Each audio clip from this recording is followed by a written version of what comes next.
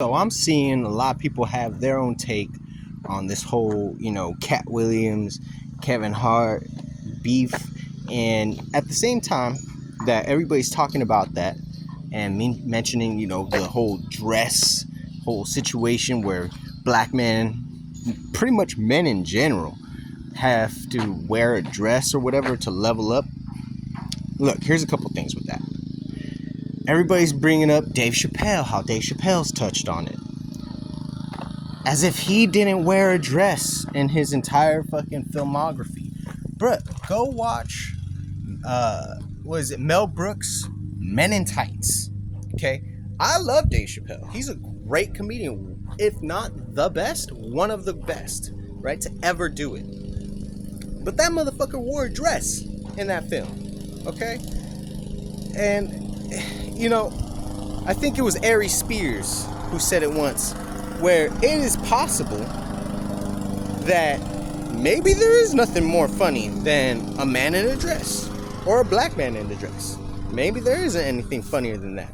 That is possible. At the same time, is it weird that they are all made to do this shit? Now, everybody, right, is like, oh my God, these are the ones that are speaking up against the industry.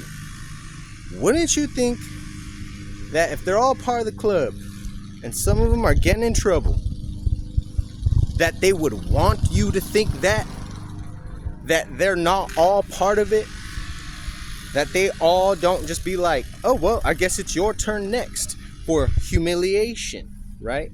For you getting in trouble in the public eye, because everybody is catching on your shit, pretty much is what it is.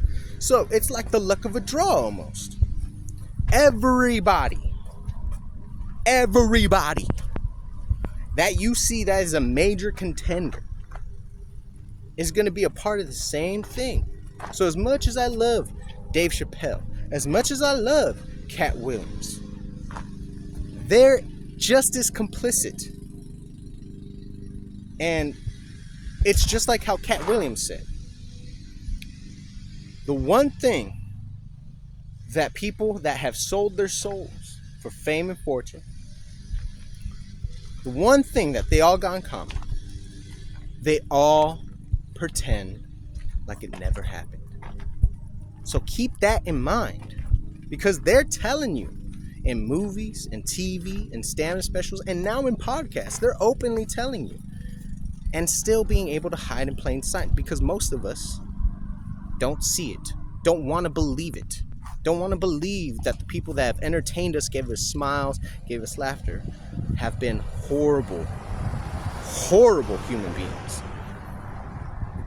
And in that sense, we must learn to separate art from the person. Could you enjoy a horrible person's art? Or do we ignore some of the things that they've done because they are atrocious people, but make great content for us to absorb? And I think that's where we're at right now. We're now, as a society, as people, have that one question. How bad do they have to be really before I stop listening to them?